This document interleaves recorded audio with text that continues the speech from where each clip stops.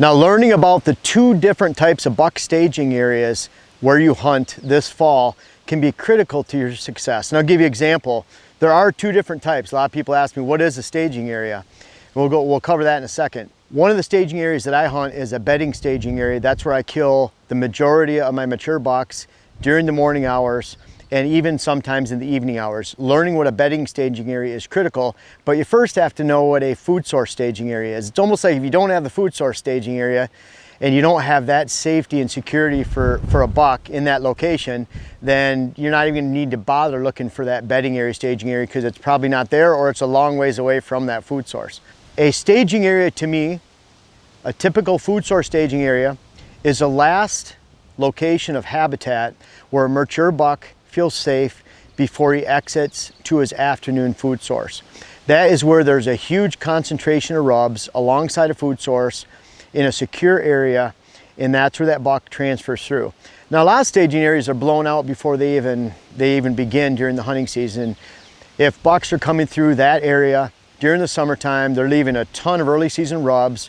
Early season rubs you can tell because the shavings are under the leaves, so pretty easy to scout during the off season and say, yeah, these rubs are made September and probably just when the velvet was coming off. And if that staging area has big open hardwoods next to it, then it's not going to be a fall staging area, because deer are coming out of their bedding areas, and especially if you look at mature bucks, they don't want to cross 200 yards of hardwoods into their afternoon food source, and so that staging area would literally be 200 yards back into the timber.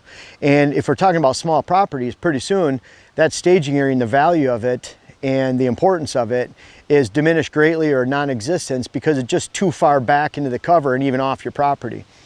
So that's why it's very critical to have secure cover all the way from a buck's bedroom, at least cover that's not blown out by hunting pressure, areas where deer never see, smell, or hear people. That allows that buck to move all the way to that afternoon staging area, which they prefer right before that food source, and let's say 50 yards before that food source, 75 yards, whatever it might be. This rub right here in this short little ditch system, this tree is hit by mature bucks every year during the early season. It's scarred up. The trees behind me, those popple back there, are scarred up. This is a true evening food source staging area where deer can feel comfortable all the way to here. From here to the top, it's all thick. There's staging areas, there's benches coming down to this point. Deer, there's no hunting pressure up here. So deer, bucks in general, feel safe coming to this point. And then we have our first food plot just 30 yards over here. We have others across the valley. This begins our food plot system for their afternoon. They feel safe and secure. We have switchgrass planted all around these food plots. They're built into the lay of the land. So once the deer are there, they're hidden. And it all boils down to they are extremely hidden. So they can come from their bedding areas to this food source staging area. They can transfer to food. This is that last point of safety and security before they exit their extreme cover and then head on to their food source. Now that's that food source staging area. We have all these steps in place for that. Now, the first step though for their afternoon movement is their bedding area.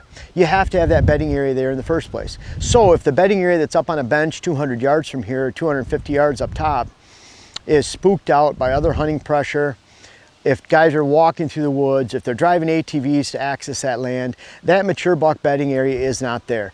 Really easy to maintain doe bedding areas, small buck bedding areas, doe family group bedding areas. They can take a lot of hunting pressure, a lot of human pressure.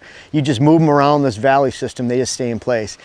A buck bedding area is one of the most sacred locations in the woods. He has found that area because he's an independent thinker. He has to act on his own, and he has located those bedding areas and found those bedding areas because there's no pressure.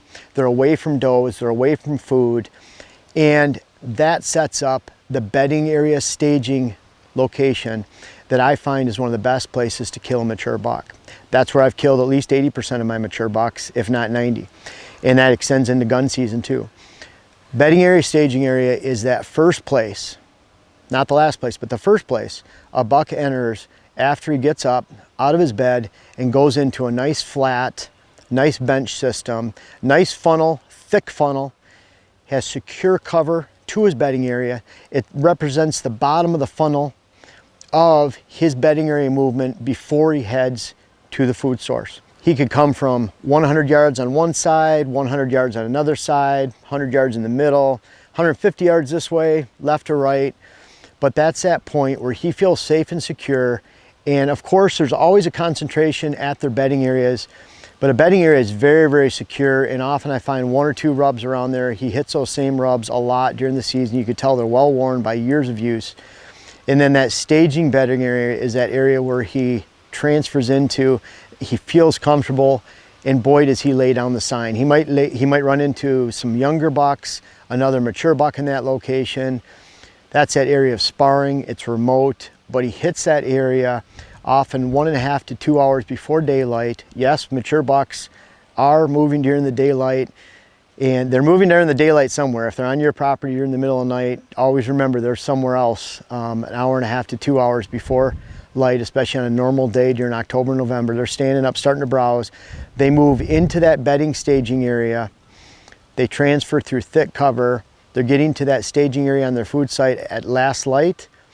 They're getting in that staging area. They make a lot of rubs and scrapes there. It's kind of a waiting game. I've seen an 8-year-old mature buck hang out in an area like that for 45 minutes before transferring over and letting me spook him.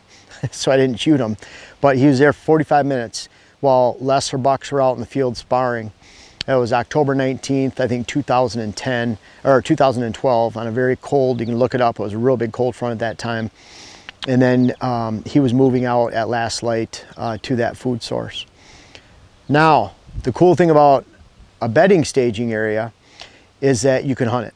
You can hunt it when bucks are coming out of their bedding areas in the evening. Killed a really nice buck in 2015, I think it was, with my bow, the 9th day of gun season, Wisconsin's gun season, as he was entering his bedding staging area out of his bed. Great time to kill him in the evening, but an even better time to kill him in that location during the morning hours. Again, lots of rubs, scrapes, buck sign, secure area, and that's right before he actually goes over to the side, to his bedding area where he might spend the bulk of the daytime hours.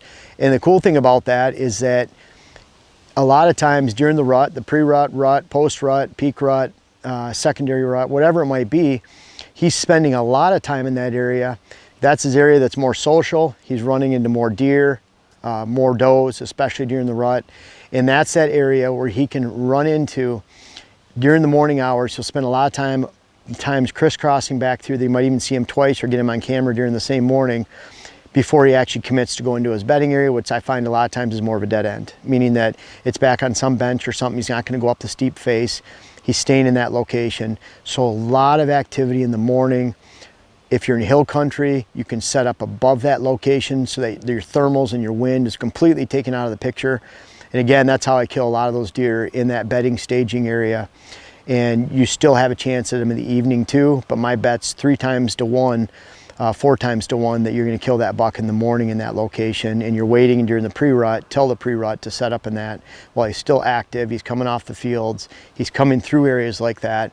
And that brings one final point about these 2 types of staging areas. As a food source staging area is extremely hard to hunt, and if you ruin that area, and I've talked about in this video that we published last year about staging areas, but if you ruin that food source staging area, that is often a portion and a chunk and a piece of that most important movement of whitetail movement during the day. Imagine that buck is freely bedding up there, no one's spooking him. He's coming down through this location, he's heading to food, it's all safe and secure. And because there's a ton of rub signs, scrapes, and rubs around here, which there are a lot, that's why this is important to identify. You hang a tree stand right up here and you spook that buck that one time, he's likely gone for the rest of the season in that movement. The most important thing you could do about a food source staging area is allow it to become. A lot of times does are bedding in or adjacent to a food source staging area. That buck is transferring through that area after the does have already gone to the field. Then he comes into this area, he lays down a bunch of rubs and scrapes, and then he transfers out. You shoot him at the food. If the food's small enough and tight enough where you can get in and out without spooking all those deer, you shoot him up in his bedding area up there. And that's how you use a mature buck staging area, and both types of staging areas, to really define your potential success this fall. You have to allow them both to become, but they set up stand locations up there, They set up locations maybe even on the side. Those are great for if you have a bench system or a funnel off to the side where you can put a water hole mock scrape combination, so you're hunting him from his bedding staging area on his way to his food source staging area. I've killed a lot of bucks in those locations too.